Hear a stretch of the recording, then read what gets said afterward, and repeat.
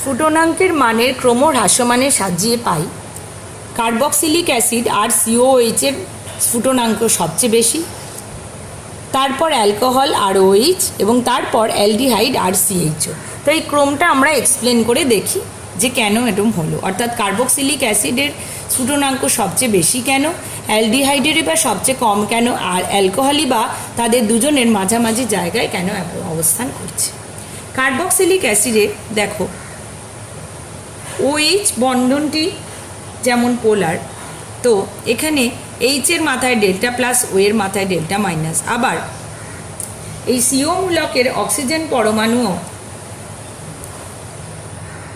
কী করছে, এর delta minus charge ও achieve করছে, গেইন করছে, এবং তার ফলে কার্বক্সিলিক অ্যাসিডে দুটি প্রান্ত থেকেই অর্থাৎ আরসিওর ও এবং ওএইচের এইচ এই দুটি প্রান্ত থেকেই এ অপর একটি অণুর সঙ্গে হাইড্রোজেন বন্ড গঠন করতে পারে এবং এইভাবে সে ডাইমার গঠন করতে পারে। এই ডাইমার কি করছে, দুটি অণুকে খুব দৃঢ় বলে আবদ্ধ করে রাখছে, অর্থাৎ একটি প্রান্ত দিয়ে হাইড্রোজেন বন্ড হচ্ছে না, এক্ষেত্রে দুটি প্রান্ত দিয়ে হাইড্রোজেন বন্ড হচ্ছে। যত বেশি সাইড দিয়ে হাইড্রোজেন বন্ড করবে, অর্থাৎ ধরো দুটো হাত কেউ একটা আঙুল দিয়ে ধরে রইল রাদার দেন কি দুটো হাত এমনি মুঠো করে ধরে রইল, তাহলে অবশ্যই এর ক্ষেত্রে শক্তি বেশি হবে, অর্থাৎ টু সাইডস এক্ষেত্রে হাইড্রোজেন বন্ড করছে কার্বক্সিলিক অ্যাসিডে, তাই এর ডাইমার ফর্ম হচ্ছে এবং এর হাইড্রোজেন বন্ডও অনেক বেশি স্ট্রং। অ্যালকোহলেও হাইড্রোজেন বন্ড আছে, একটু আগে আমরা পড়েছি আন্তরাণবিক হাইড্রোজেন বন্ড, কিন্তু এখানে দুটো সাইড আমরা পাবো না এইরকমভাবে ডাইমার গঠন করার মতো। তাই এর হাইড্রোজেন বন্ডের এর অণুগুলো যে বলে যেভাবে আন্তরাণবিক হাইড্রোজেন বন্ধন দ্বারা আবদ্ধ থাকে তাকে ব্রেক করতে কম শক্তি প্রয়োজন হবে। আর সিএইচও অ্যালডিহাইড আর সিওএইচ এক্ষেত্রে হাইড্রোজেন বন্ধনই হবে না, অ্যাসিটোনের মতো কিটোনের মতো ডাইপোল ডাইপোল ইন্টারাকশন হতে পারে, কিন্তু হাইড্রোজেন বন্ড এখানে হবে না। তাহলে আমরা দেখতে পাচ্ছি কার্বক্সিলিক অ্যাসিডের দুটো অণু যেভাবে ডাইমার গঠন করে রয়েছে তাদেরকে ব্রেক করতে, তাদের বন্ডকে ব্রেক করতে অনেক বেশি তাপশক্তি লাগবে রাদার দ্যান কি অ্যালকোহল, এবং অ্যালডিহাইডে তো আরও কম, যেহেতু সেক্ষেত্রে কেবলমাত্র হাইড্রোজেন বন্ড তো নেই, কেবলমাত্র ডাইপোল ডাইপোল ইন্টারাকশন। তাই কার্বক্সিলিক অ্যাসিডের স্ফুটনাঙ্ক সবচেয়ে বেশি, অ্যালডিহাইডের সবচেয়ে কম, এবং অ্যালকোহলে যেহেতু হাইড্রোজেন বন্ড আছে কিন্তু ডাইমার হচ্ছে না, তাই কার্বক্সিলিক অ্যাসিডের থেকে কম কিন্তু অ্যালডিহাইডের থেকে বেশি।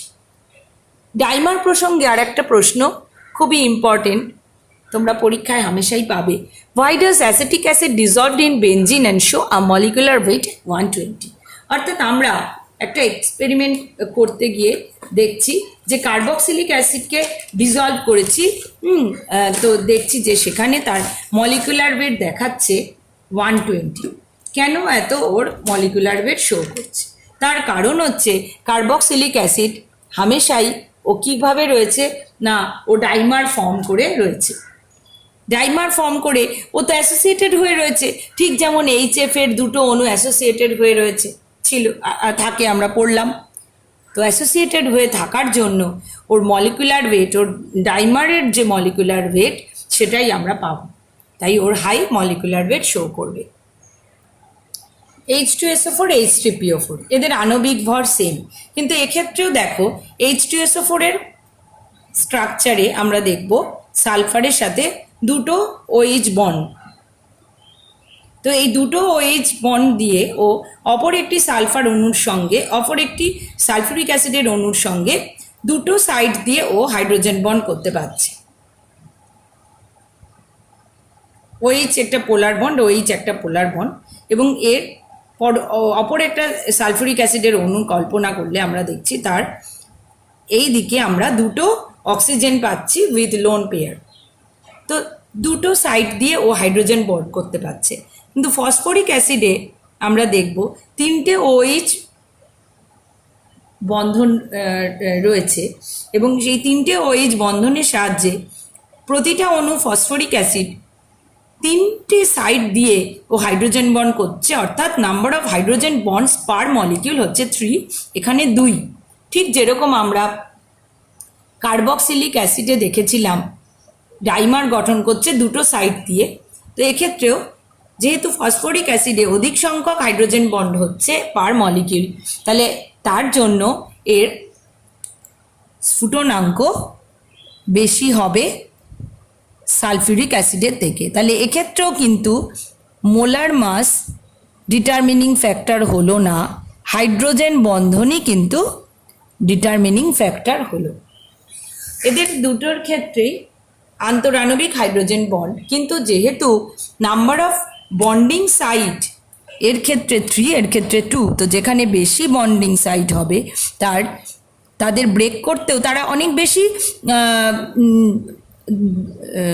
স্ট্রং ওয়েতে তারা আবদ্ধ থাকবে, অর্থাৎ তাদের মধ্যে যে বন্ধনের শক্তিটা অনেক বেশি হবে, তাই তাকে ব্রেক করতেও বেশি তাপ শক্তি লাগবে, ন্যাচারালি স্ফুটনাঙ্কও বেশি হবে। তাহলে নতুন একটা বিষয় আমরা দেখলাম যে শুধুমাত্র হাইড্রোজেন বন্ডিং আনসারের জন্য যথেষ্ট হচ্ছে না একটা আনসার দিতে গেলে, আমরা কি দেখছি আরও ডিটারমিনিং ফ্যাক্টর হচ্ছে কোনো মলিকিউল কতটা নাম্বার অফ হাইড্রোজেন বন্ড করছে, সেটাও কিন্তু ডিটারমিনিং ফ্যাক্টর হয়ে দাঁড়াচ্ছে। যেমন দেখো জলের অণু, একটি জলের অণুর কেন্দ্রীয় পরমাণু অক্সিজেন এবং তার দুটো লোন পেয়ার থাকার দরুন হাইড্রোজেন বন্ড, একটা জলের অণু 4টি হাইড্রোজেন বন্ড করতে পারছে, অর্থাৎ একটি অণু 4টি H2O অণু দ্বারা এইভাবে হাইড্রোজেন বন্ড দ্বারা সংযোজিত হয়ে থাকতে পারছে, যেহেতু তার অ্যাকসেপ্টার সাইট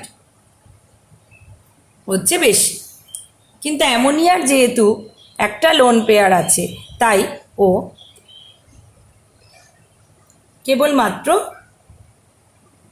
একটি হাইড্রোজেন বন্ডই করতে পারছে। তাই স্ফুটনাঙ্কের দিক দিয়ে বিচার করলে দেখা যাবে জলের স্ফুটনাঙ্ক কিন্তু বেশি, অ্যামোনিয়ার স্ফুটনাঙ্ক কিন্তু কম। এবার আমরা আলোচনার বা ডিসকাশনের একদম লাস্টের দিকে এসেছি। তো লাস্টের দিকে এসে একদম প্রথম যে প্রশ্নটা আমরা রেখেছিলাম যে বরফ জলে ভাসে কেন, সেই প্রশ্নটায় আমরা চলে গেছি। তো তার রিজন কি? একটা কথায় বলতে গেলে বলা যায় যে ওপেন স্ট্রাকচার অফ আইস, বরফের উন্মুক্ত কাঠামো বিশিষ্ট কেলাস। কীরকম না, বরফের যে কেলাস, সেই কেলাস বা ক্রিস্টালে প্রত্যেকটা যে জলের অণু সেটা কি হয়, 4টি H2O অণু দ্বারা বেষ্টিত থাকে। কিভাবে না, আন্তরাণবিক হাইড্রোজেন বন্ড বা ইন্টারমলিকুলার হাইড্রোজেন বন্ড দ্বারা। দেখো এভাবে একটা কেজের সৃষ্টি হয়, একটা খাঁচা, এটাকে বলে একটা ওপেন কেজ স্ট্রাকচার বলে। তো এই কেজ স্ট্রাকচারটা কীরকম না, বেশ উন্মুক্ত কাঠামো বিশিষ্ট। উন্মুক্ত ইন হুইচ সেন্স, কারণ এর মধ্যে এইরকম আন্তরাণবিক হাইড্রোজেন বন্ডে ওরা যেভাবে সজ্জিত থাকে তাই জলের অণুগুলোর মধ্যে অনেক বেশি ভ্যাকেন্ট স্পেস বা ফাঁক থাকে। তো এই ফাঁক থাকার জন্য কি হয়, তোমরা বলবে ফাঁক থাকার জন্য কি হয়? ফাঁক থাকার জন্য ধরো 0 ডিগ্রি সেলসিয়াসের বরফকে যখন আমরা তাপ প্রয়োগ করে 0 ডিগ্রি সেলসিয়াসের জলেই যখন ও আসছে, অর্থাৎ ওর গলন চলছে, তখন কিছুটা হাইড্রোজেন বন্ধন ভেঙে গেল। এবার আমাদের অবজার্ভ ডেটা এতদিন যা যে তাপ দিয়ে তরল হলো, তাহলে কঠিন একটা বেশ ছোট জায়গায় ছিল, তাহলে তরল হলো, তাহলে তার আয়তন বেড়ে গেল, তাই না? তোমরা বলবে তার মানে নিশ্চয়ই আয়তন বেড়ে গেল এবং ঘনত্ব কমে গেল। আয়তন আর ঘনত্বের সম্পর্ক তো সেই ছোটোবেলা থেকেই আমরা জানি, ডেনসিটি হচ্ছে মাস বাই ভলিউম, তাহলে আয়তন বেড়ে গেলে ঘনত্ব কমে গেল। তাহলে নিশ্চয়ই আমরা তাপ দিয়েছি, কঠিনটা তরল হয়েছে, তার আয়তন বেড়ে গেল আর ঘনত্ব কমে গেল। কিন্তু তা হলো না, আয়তন কমলো। আয়তন কমলে ন্যাচারালি কি হলো, ঘনত্ব বৃদ্ধি পেল। কেন? তার কারণ হলো ওই যে ভ্যাকেন্ট স্পেস ছিল বরফ গলার জন্য এই কিছু হাইড্রোজেন বন্ড কি হচ্ছে, ভেঙে গেল। তো কিছু হাইড্রোজেন বন্ড ভেঙে যাওয়ার জন্য ওরা আর এই রকম উন্মুক্ত কাঠামো বিশিষ্ট কেলাসে থাকতে পারলো না। অর্থাৎ ওদের মধ্যে যে ফাঁকগুলো ছিল, যাদের জন্য ওরা বেশ একটু দূরে দূরে ছিল, সেই ফাঁকটা কিন্তু তখন কমে গেল। ফাঁকটা কমে যাওয়ার জন্য দেখা যাবে তখন যে একই সংখ্যক H2O অণু, বেটা অবজার্ভ এটা আমরা পাবো যে একই সংখ্যক H2O অণু জল অপেক্ষা বরফের কেলাসে আমরা দেখব যে অনেক বেশি আয়তন দখল করেছিল। যেই জল হলো, ওই রকম হাইড্রোজেন বন্ড ভেঙে গেল, তখন ওরা কি হলো, আস্তে আস্তে কাছে চলে এলো, তাই ওদের আয়তন হ্রাস পেল, ঘনত্ব বৃদ্ধি পেল। ঠিক আছে, এবার আমরা এই 0 ডিগ্রির জলকে আরও তাপ প্রয়োগ করলাম, করতে করতে 4 ডিগ্রি সেলসিয়াস অবধি ও এলো। 4 ডিগ্রি সেলসিয়াস অবধি আস্তে আস্তে ওর ওই যেরকম হাইড্রোজেন বন্ড ছিল সেই হাইড্রোজেন বন্ডও আরও ভেঙে গেল। এবং ভাঙতে ভাঙতে তখন কি হলো, ওর ঘনত্ব তখন যত ভাঙতে থাকবে তত ওর আয়তন কমতে থাকবে, অর্থাৎ ওরা কাছাকাছি আসবে এবং তার ঘনত্ব তখন সর্বাধিক হলো। তাহলে 4 ডিগ্রি সেলসিয়াসে ওর ঘনত্ব সর্বাধিক হলো। এবং এখান থেকে আমরা কি আনসার পেলাম, যে বরফের ঘনত্ব আর জলের ঘনত্ব কি হচ্ছে, বরফ থেকে যখন জলে যাচ্ছে ঘনত্ব বৃদ্ধি পাচ্ছে, বরফের ঘনত্ব কম, তাই জলের মধ্যে বরফ হামেশাই সর্বদাই আমরা দেখব যে সেটা ভেসে থাকছে, হালকা তাই ভেসে থাকছে। এবার what about after 4 degree Celsius? After 4 degree Celsius hydrogen বন্ধনগুলো ভেঙে যাওয়ার দরুন নর্মাল প্রসারণ, যেটা নর্মাল থার্মাল এক্সপ্যানশন বা তাপীয় প্রসারণ, সাধারণ তাপীয় প্রসারণ তখন কার্যকরী হবে। অর্থাৎ 4 ডিগ্রি সেলসিয়াসের জল হায়ার টেম্পারেচারে তাপ দেওয়ার জন্য সাধারণভাবে প্রসারিত হবে, আয়তন বৃদ্ধি পাবে এবং ঘনত্ব কমবে। তাহলে এই ঘনত্বের যে ব্যতিক্রমী ব্যাপারটা সেটা 4 ডিগ্রি সেলসিয়াস অবধি ছিল, এখানে গিয়ে ম্যাক্সিমাম হলো এবং তারপরে ও নর্মাল ট্রেন্ড ফলো করলো। অর্থাৎ এই কারণে বরফ জলের উপরে ভাসতে থাকে। তাহলে তোমরা যদি বলো যে জলেও কি হাইড্রোজেন বন্ড নেই? নিশ্চয়ই জলে হাইড্রোজেন বন্ড আছে, কিন্তু বরফের মতো এই ধরনের চতুস্তলকীয়ভাবে হাইড্রোজেন, একটা জলের অণু চতুস্তলকীয়ভাবে অপর 4টি হাইড্রোজেন বন্ড দ্বারা একটা স্ট্রাকচার মেনটেন করে বেষ্টিত অবস্থায় থাকে না, অর্থাৎ এই ধরনের কাঠামোয় থাকে না, তাই সেখানে ভ্যাকেন্ট স্পেসের বিষয়টা নেই।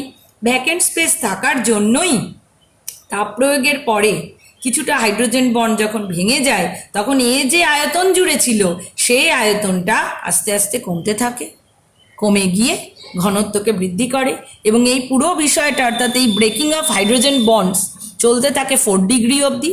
4 ডিগ্রিতে তাইও ম্যাক্সিমাম ডেন্সিটি বা ঘনত্ব পায়।